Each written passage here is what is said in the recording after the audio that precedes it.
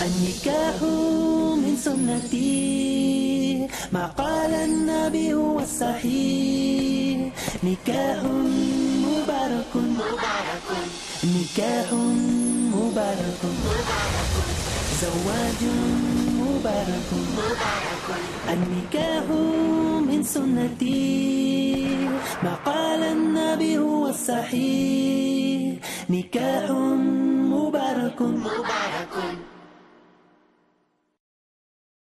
Assalamu alaikum wa rahmatullahi wa barakatuh. Welcome again, brothers and sisters, to another episode in the series titled Marriage and Divorce with our Sheikh Haitham Al Haddad, who currently resides in the UK and is on the board of the Islamic Sharia Council of Britain. He's also the founding member of the website www.islam21c.com. We concluded the last episode by mentioning specific points to do with the walima and how to carry it out in a halal way, shall we say. Assalamu alaikum, Shaykh. Wa alaikum salam wa rahmatullahi wa barakatuh. Couple of questions before we move on from the walima. I wanted to ask, if a person is fasting, should they attend? Bismillah ar-Rahman ar-Rahim. Alhamdulillah wa salatu wa salam ala Rasulillah. This is a good question. This means that the walima is done during the daytime. Yes. Yeah. Now, what is the best time to do the walima? Is it the morning, after dhuhr, after asr, or in the evening? Now, in some customs, they do it in the morning. It seems from the practice of the Prophet ﷺ that the walima was in the morning. Yeah, it seems. Okay?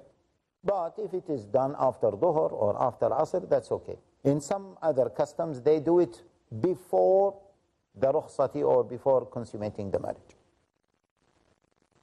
At night. Yeah? If it happened that it was done in the daytime and the person was fasting. The scholar said if it was a wajib fasting, yeah, then you attend and make dua, and there is a hadith that the Prophet ﷺ mentioned something like this.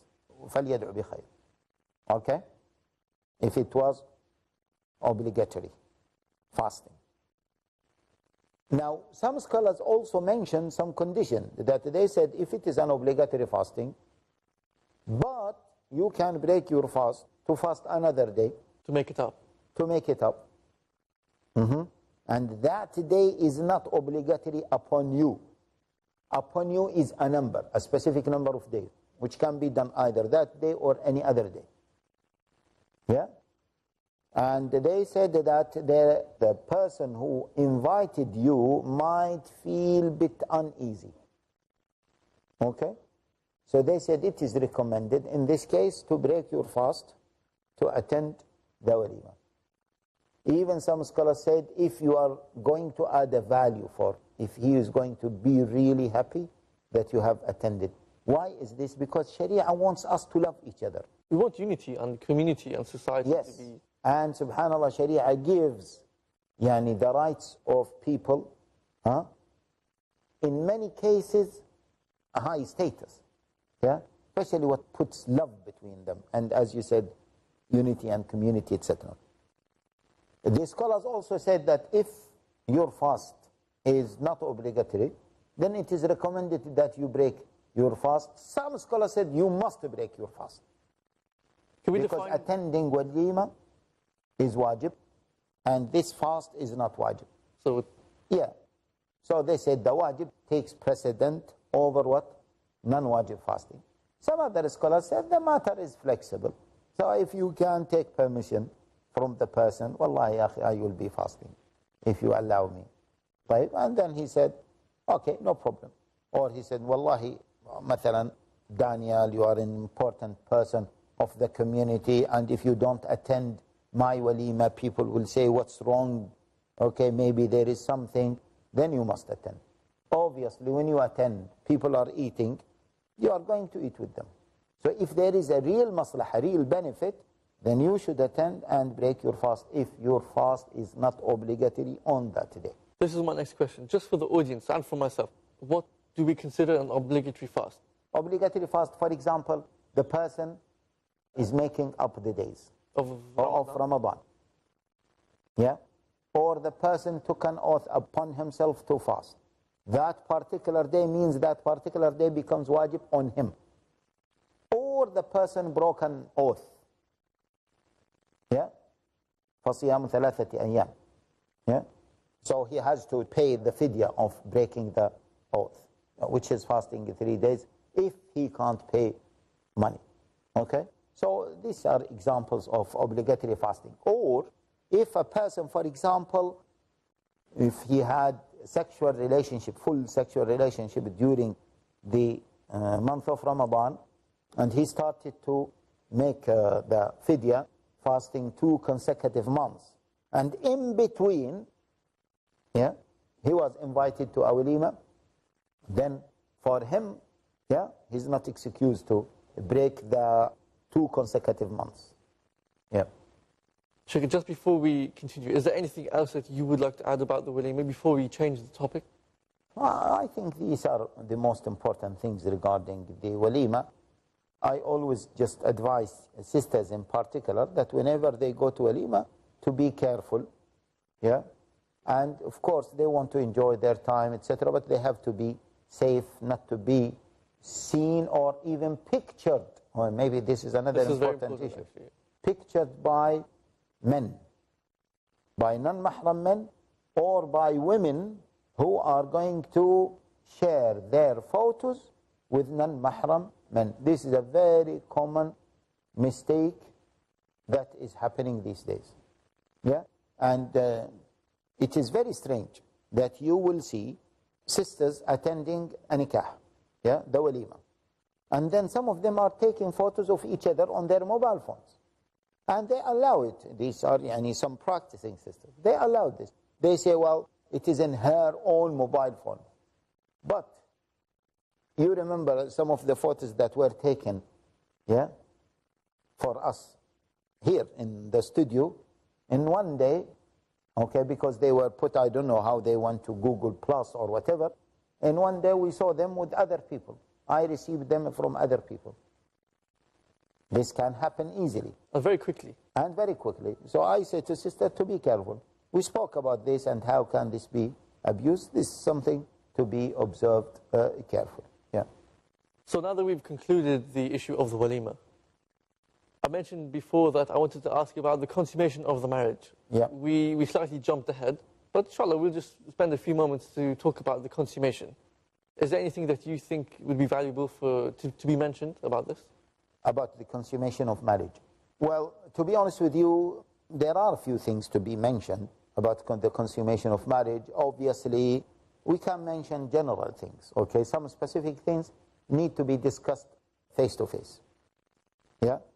By the way, once I received a question, in fact, a few times we received questions in the Islamic Sharia Council about developing websites, Islamic websites for sexual or for intimacy for Muslims. So advice? Not only advice, they want to put some graphics, pictures of forms of intimacy, etc. Is this allowed or not?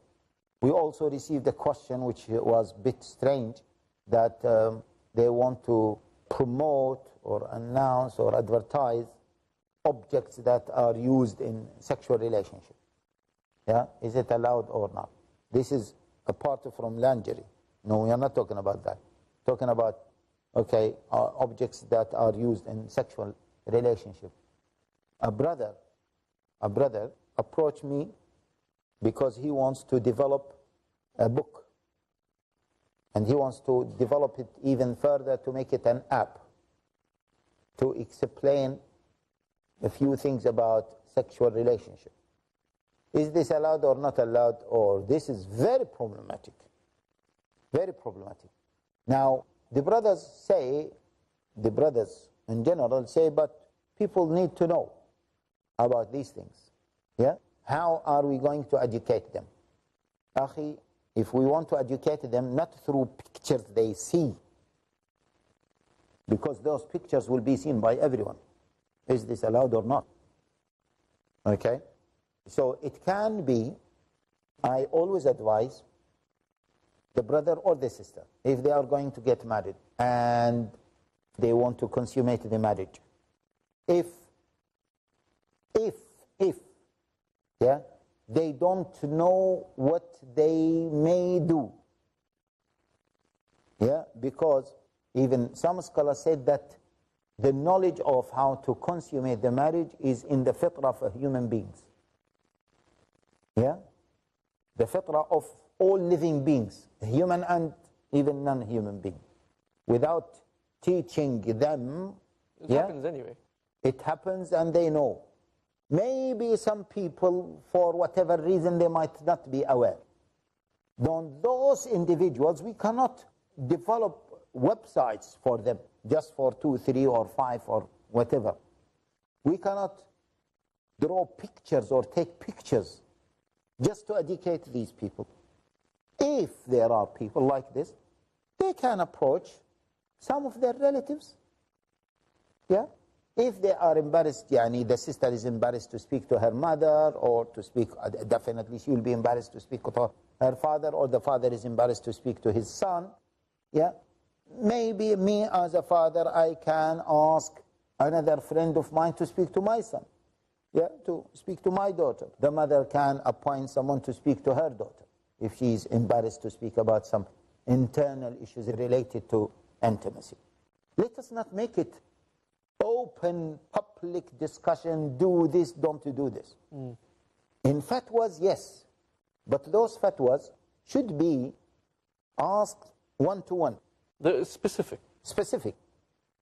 Nowadays, there are some important questions not related to sexual intimacy that we normally ask the person to call us directly to speak to him or to her.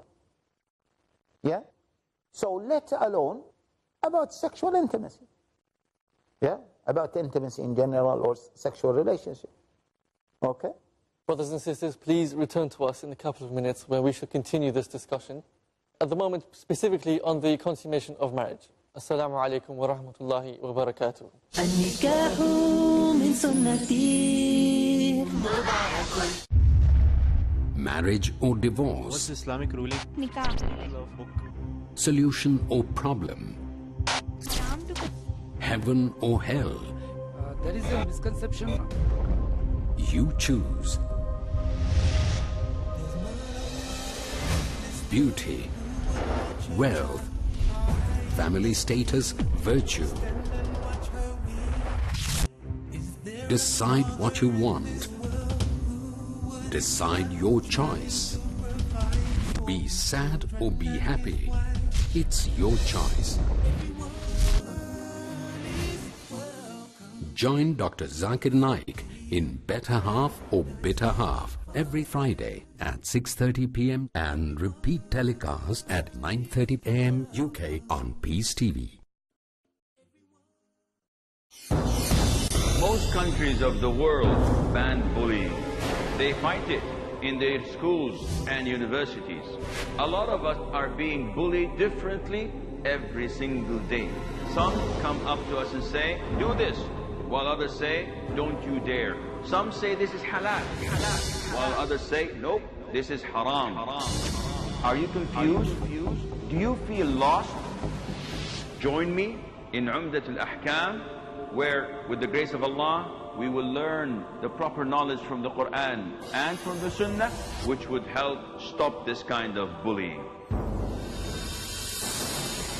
Join Asim Al Hakim in Umdatul Ahkam next on Peace TV. النكاح من سنتي. Assalamu alaikum wa rahmatullahi wa barakatuhu. Welcome again, brothers and sisters, to this discussion with myself and our Shaykh Haitham Al Haddad on the discussion of the consummation of marriage. Assalamu alaikum, Shaykh. Wa alaikum assalam wa rahmatullahi wa barakatuh.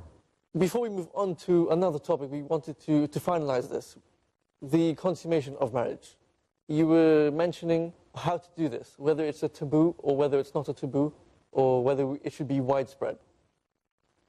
Yes. Bismillah ar-Rahman ar-Rahim. Alhamdulillah wa salatu wa salam ala Rasulillah. I was saying that the fitrah of all living beings, human and even non-human being, without teaching them, It happens anyway. it happens and they know. Maybe some people, for whatever reason, they might not be aware. Those individuals, we cannot develop websites for them, just for 2, 3, or 5, or whatever. We cannot draw pictures or take pictures just to educate these people. If there are people like this, they can approach some of their relatives, yeah? If they are embarrassed, the sister is embarrassed to speak to her mother, or to speak, definitely she will be embarrassed to speak to her father, or the father is embarrassed to speak to his son, yeah? Maybe me as a father, I can ask another friend of mine to speak to my son, yeah, to speak to my daughter. The mother can appoint someone to speak to her daughter if she is embarrassed to speak about some internal issues related to intimacy. Let us not make it open, public discussion, do this, don't do this. In fatwas, yes, but those fatwas should be asked one-to-one. They're specific. Specific. Nowadays, there are some important questions not related to sexual intimacy that we normally ask the person to call us directly to speak to him or to her. Yeah? So let alone about sexual intimacy. It should not be an open and public discussion with details. But the issue in general, that during the marriage there will be consummation of marriage, etc., it should be mentioned. It should not be made as if it was a taboo. Yeah? And also, from the other angle, it should not be discussed in details. Because there is a level of decency, and we don't want to promote certain acts in public. Yeah? So this is the general guideline. If, as I said, if there is a person who doesn't know what may happen or how to do certain things, he should approach a person of trust. Yeah? And if this person of trust is a person of knowledge, that would be even better, to discuss the matter privately with him or with her. A sister can discuss the matter with one of her teachers, or with her mother, or with her elder sister, or with her auntie, something like this. Or the aunties sometimes, yeah, may approach their niece to discuss the matter. Are you ready? Do you want anything? Yes. And they should make it also as a happy occasion, not as you might, something strange might happen to you, to create this level of fear. Okay? No, it should be made as something of happy and enjoyment. Maybe in some cultures it might be good for the parents, and in particular the mother, to say to her daughter that, okay, now you are getting married to this person, he is your husband. So, he is your husband, he is halal for you, you are halal for him. So if he touches you, even if you undressed in front of him, this is halal, it is ibadah, don't worry about it. Because some women from certain cultures are very shy, especially innocent girls, especially virgin girls, and they have not been exposed to something like this before. Yeah? So they might have some level of reservation. And we have heard of stories where the girls, because of fear, they develop kind of phobia, and they are unable to consummate the marriage. Same thing with the men as well. Okay? Also, the scholars said that it is recommended that the man approaches the wife when the wedding is there. Yeah? Either the consummation of marriage happened in their house, in the hotel, in any place, okay, and then they move to another place. All these are matters related to custom. Yeah? It depends on that custom. In some customs, the man is brought to the wife. And they say that it is the sunnah, maybe because, you know, in the hadith of Aisha radiallahu ta'ala anha was young when she reached the age of puberty. The Abu Bakr as-Siddiq, her father, said to the Prophet ﷺ that your wife is ready now to consummate the marriage. Aisha radiallahu ta'ala anha said, my mother took me, I was playing even with my friends, took me to some women from Ansar, and they prepared me. in terms of dress, in terms of cleaning, in terms of maybe makeup, okay? Something like this can happen. And then the Prophet ﷺ entered upon me.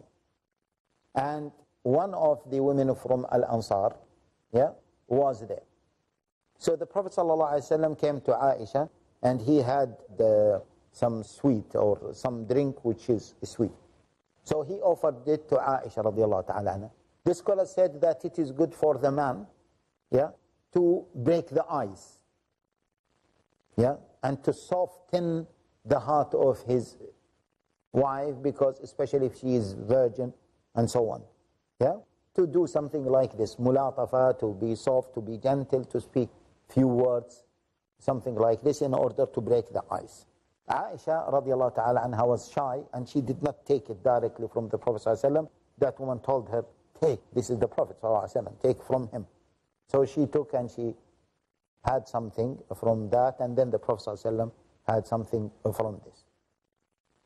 The scholars also mention that it is sunnah to pray 2 rak'ah with her. Now, did the Prophet ﷺ do this, to pray 2 rak'ah with his wife, during the wedding day or before the consummation of marriage?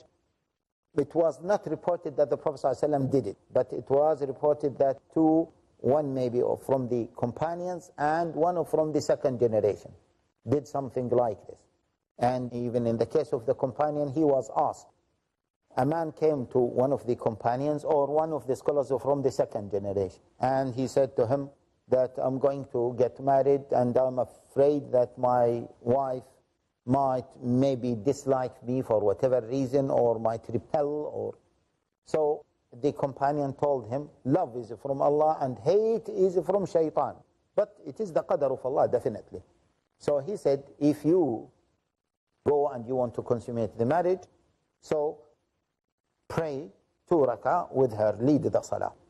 Lead the salah. Obviously, the person is not going to read Surah Baqarah in Surah, in these 2 rak'ah, and is not going to do Qiyamul Layl. This is just 2 rak'ah.